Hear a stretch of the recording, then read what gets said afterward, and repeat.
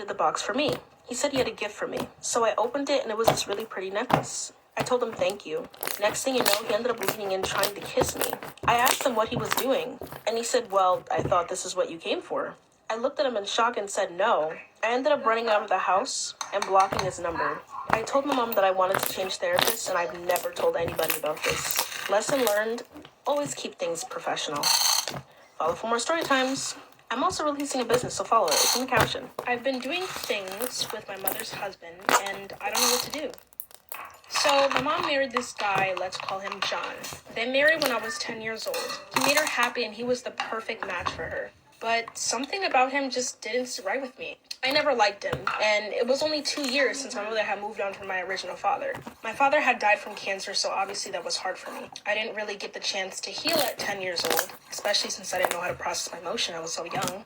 And prepare myself for my mom to move on and find someone new to marry. John always tried to bond with me. He tried to play catch with me, play dollhouse, read stories to me, even try to bake with me. He went to extraordinary lengths and I just wasn't having it. So one day, when I was 16, my mom called me at school. She told me that she was taking me on a shopping spree. I asked her what's wrong, and she said $3K. I jumped for joy. She told me to take the bus to the mall and meet her in the food court. And so I did. I told her I loved her and that I'll be there soon. So I ended up arriving at the mall and went to the food court, but you will not believe who I saw there.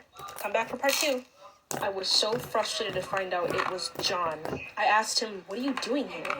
He said, it's a way for us to spend time together and get to know each other since we haven't been trying for the past years. I was like, whatever, fine. We ended up going to his stores and actually having a lot of fun. Come back for part 2. After we finished eating, there was one moment where I looked him in the eye. I felt this weird tingle in my stomach, so I just looked back at my food and we continued to eat. Then we went to his car, locked eyes, kissed, and one thing led to another. We went back home as if nothing happened. I don't want to hurt my mom. Don't tell her I will, and if I do tell her I will. What should I do?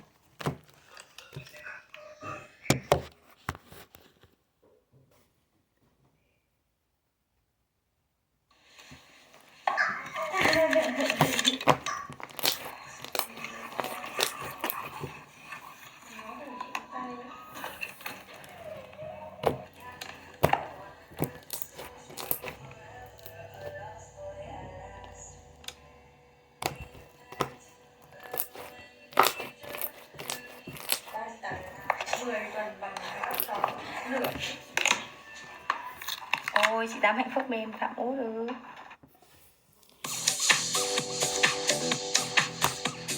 Life has sucked. I mean, this guy has been put through the ringer. His parents died at a young age, he got into drugs, he fell in the wrong crowd of people, and now he's 25 years old, and he's still with the wrong crowd of people. It'd be that way. And he's known as the guy that does all the hard, tough jobs.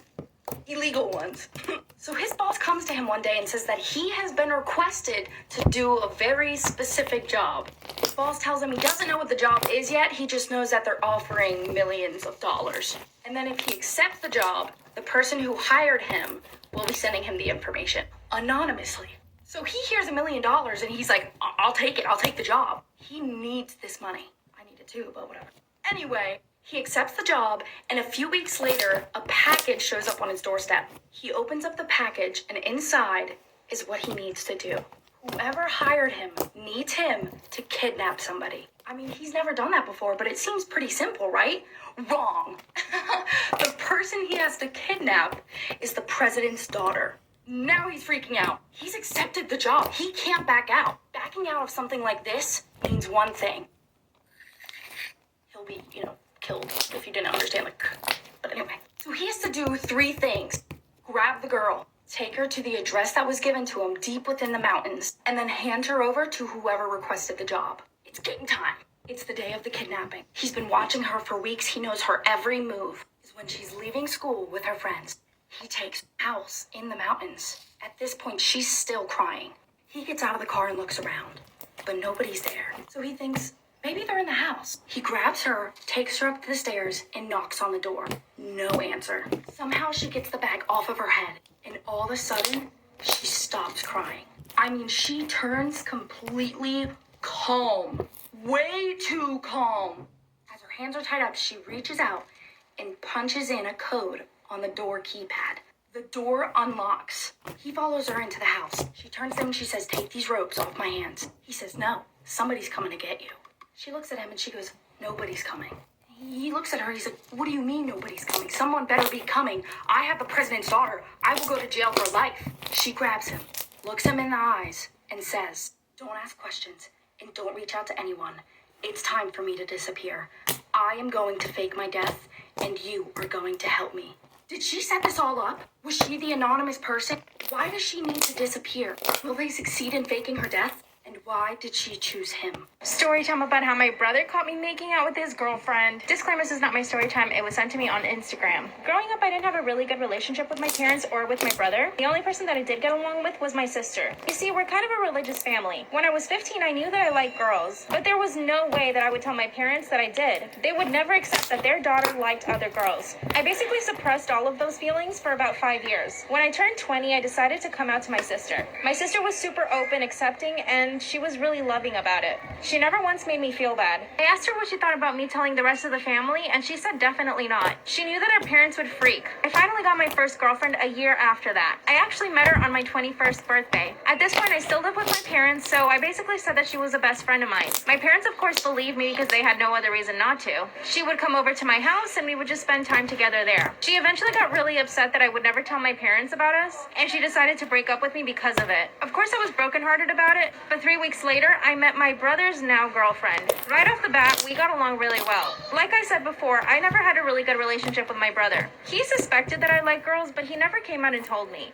But because of this, there was always tension between us. Also, I never understood why his girlfriend liked him because he has no personality and zero sense of humor, which is honestly why I think her and I got along so well. Anytime she came over to our house, I would just find her so funny. My brother had to go out of town for work, so she invited me to go out with her friends for lunch. Of course, I quickly accepted. I honestly didn't realize it at the time, but I was definitely developing a crush on her. She was my kind of girl. I mean, I guess my brother and I have the same type. She was funny and incredibly smart. After that lunch, she asked me if I wanted to hang out another 2 times when my brother was away. Everything was going pretty well, but after the 3rd time that we hung out, I couldn't stop thinking about her. I knew this was going to be a really big problem for me. I'm the kind of person that's always honest with people as much as I can. When my brother finally came back, she started coming over to the house more. I was both excited but worried at the same time because I knew that I had feelings for her. One day she came over, but there was nobody home. That's when I decided to be honest with her and tell her the truth. I opened up to her and told her my history and that I had a crush on her. She smiled and told me that it was okay. That's when she grabbed my hand and we started kissing. Trust me, I know that it's totally wrong because she's my brother's girlfriend, but I was falling in love with her. That's when my brother comes in and sees us making out. That's when my brother comes in and catches me making out with his girlfriend. He instantly went berserk and started punching a hole through a wall. His girlfriend tried to calm him down, but he told her that if she touched him, he would probably end up hitting her. Luckily, no one else in the house was home, but my brother threatened to tell my parents. Like I said in part 1, my parents are very religious, and I knew that they would never accept me as I am. That's when my brother said that he had already been suspecting of me and his girlfriend because her and I had been hanging out so much. He then started calling me a bunch of names like freak and other really inappropriate things. Then the fight became about him and his girlfriend. His girlfriend started telling him that she had been miserable the whole time that she was with him and that he had been manipulating her the whole time. She told him he was even toxic, which I can believe because my brother's kind of like that. She then left the house and told him that she never wanted to see him again. My brother started asking me a bunch of questions like how long I had been seeing her. I told him that this was the first time her and I had ever kissed. Then he told me that I needed a man to teach Google Fi, a phone plan by Google. Save big on Samsung Galaxy A series. With more options than ever to get the features you love. At a price that me how to be a woman. So instead of staying and arguing with him, I decided to leave. I decided to go ahead and tell my parents the truth before my brother did. I was absolutely petrified. I told my parents that I like girls, and I told them what had happened with my brother's girlfriend. That's when my dad told me that they weren't upset that I like girls, and that they would have accepted me either way. But they were really upset that I had hurt my brother's feelings, and that I caused them to break up. They were surprisingly okay with what I had told them. I mean, after years of being petrified of them knowing the truth, I felt so free. But I also told them that my brother had been toxic towards her and that's why she didn't want to be with him anymore. My parents actually ended up being more angry with my brother than with me. But you'll never guess, a few months later my brother told my parents that he's bi. I haven't contacted my brother's ex, but I really feel like I should. I mean, I was falling in love with her. What do you guys think I should do? P.S. My brother's much happier. So there's this 17-year-old girl who sneaks out of her house every night to just drive. She's not going anywhere specific, she just does it as a stress relief. Well, one day she leaves at her normal time in the middle of the night. She drives for a few hours and then starts heading back. She goes up to her window to try to sneak back in, but it's locked. Oh, that's weird because she didn't lock it. Risking getting caught, she goes to the front door and unlocks it and goes inside that way. Half Half asleep, stumbling into her room, she freezes. Her room is different. Squinting in the dark, she sees something. Someone is in her bed. Trying to stay quiet so she doesn't wake up the intruder in her bed, she rushes to her parents' room. She starts knocking on her parents' door. They open the door and she immediately starts telling them, "Mom, Dad, someone's in my room, someone's in my bed."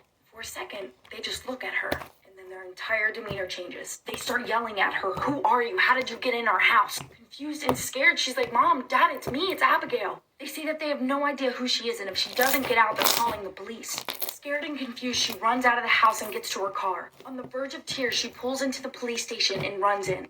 Running up to the policeman, she says, "Please, I need help. There's an intruder in my house, and I think that they're forcing my parents to act really strange." The policeman stops her and he says, Miss, I'm going to need you to calm down and just tell me your name." She says her name is Abigail Reese, and she gives him her parents' address. But then the police officer goes from looking worried to annoyed. He said, "Miss, I don't know which one of your friends put you up to this or dared you to do this, but we're not putting up with these pranks anymore." She stops him and she's like, what do you mean? This isn't a prank." He looks at her and says, "Kid, there is no such thing as an Abigail Reese." He tells her to get out. Walking out, she's crying and she grabs her phone and looks up her social media. Everything is gone. Any trace of her life on the internet is gone.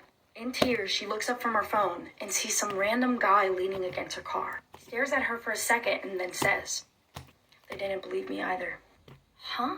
Seeing her confusion, he starts talking again. He says to her, "I woke up this morning to everyone not knowing who I am. Apparently, I don't exist. I heard you in there while I was walking out.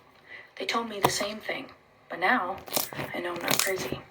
Now, are you gonna stand there and stare at me? Or are you gonna help me figure out why the hell we don't exist?"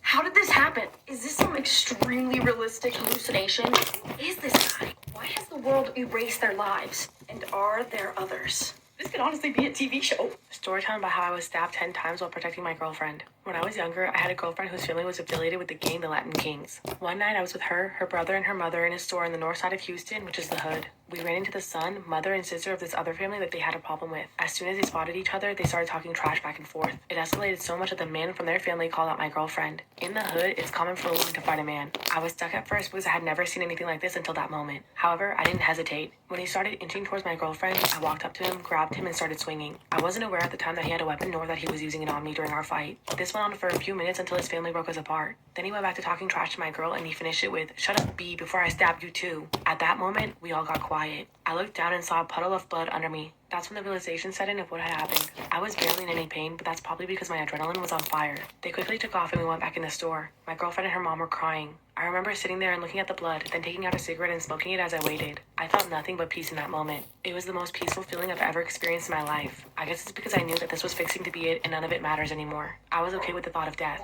However, it seems that my story wasn't meant to be over yet.